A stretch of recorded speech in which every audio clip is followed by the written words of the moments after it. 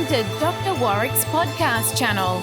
Warrick is a practicing cardiologist and author with a passion for improving care by helping patients understand their heart health through education. Warrick believes educated patients get the best health care. Discover and understand the latest approaches and technology in heart care and how this might apply to you or someone you love.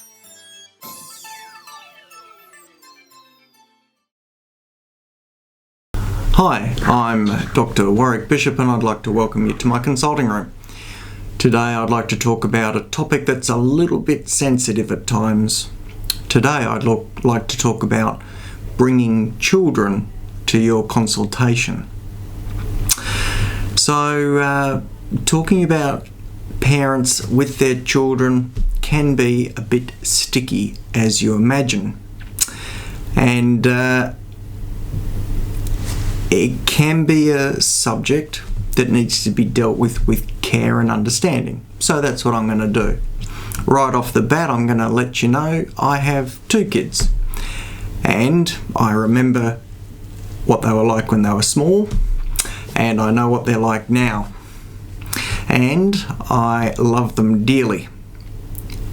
And I do like kids. So that's all important as a disclosure. But it's a different scenario in the consultation room. There's a lot of stuff that goes on in a consultation, not least of which is the connection between the patient and the doctor. There is a limited time. There is a real need to concentrate. Sometimes we're talking about doses of medications. Sometimes we're talking about treatment strategies. We're talking about symptoms. We may even be talking about prognosis. And some of these things are really important. I want to share a couple of quick stories with you to maybe just give you some thoughts around children at consultations. I relatively recently saw Carol, who was very anxious. She had multiple symptoms, some lightheadedness, some loss of balance, very complex issues. She was anxious and she came along with her 2-year-old child who was everywhere. Our 15-minute consultation really didn't get very far because we were dealing with trying to entertain the child, who found my stethoscope, my computer, was not happy drawing on the floor, and unfortunately we really didn't get very far in Carol's first consultation. Now, you can't always find a babysitter, and that was the case for Carol as it happened.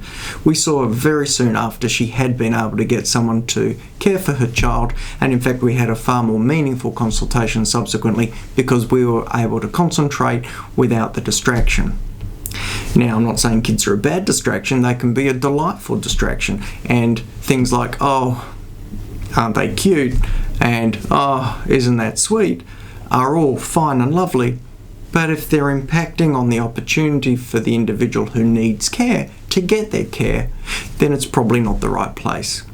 Anyway, we've got Carol back on track, and she still brings her 2-year-old from time to time if she can't get a sitter, but we've covered such a lot of ground, we're in a much better place to deal with that and move smoothly through those consultations. Also recently I saw someone called Lindy who was pretty anxious also. She'd come because there was sudden cardiac death in the family. And as you would imagine, that concerned her and concerned her for the health of her child. She came with a 3-month-old who was pretty new. That little baby slept for the entire consultation, caused us absolutely no trouble whatsoever.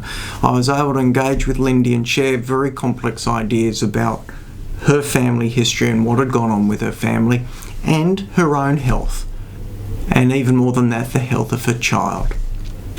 So the 3-month-old slept, if you like a baby, no trouble at all. Just the other day, Bruce came to see me. He was 85 years of age, and he brought his son Tony, who was just over 50. Bruce has been around for a while. He's a little bit confused. He's got some complicated health issues. And I have to say, having Tony there was an absolute bonus. Tony was able to help me clarify exactly what drugs Bruce was taking. Tony was able to own one of the treatment strategies I wanted to put in place for his father. And so that consultation, without question, was made better by Bruce bringing his child along. Look, in summary, children in consultations are a difficult question.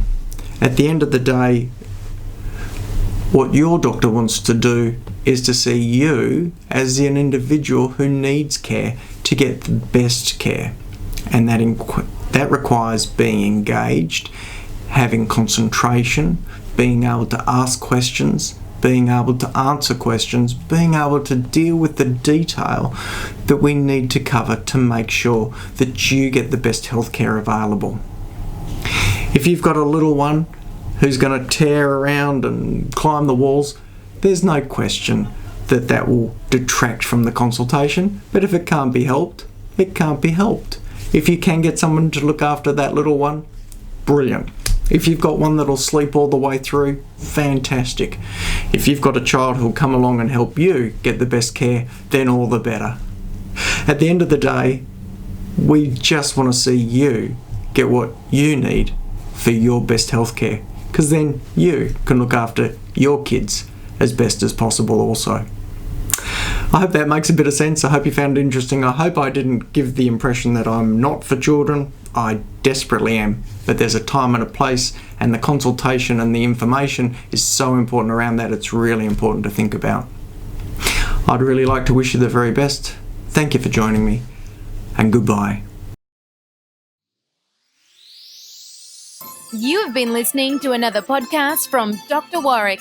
Visit his website at drwarrickbishop.com for the latest news on heart disease. If you love this podcast, feel free to leave us a review.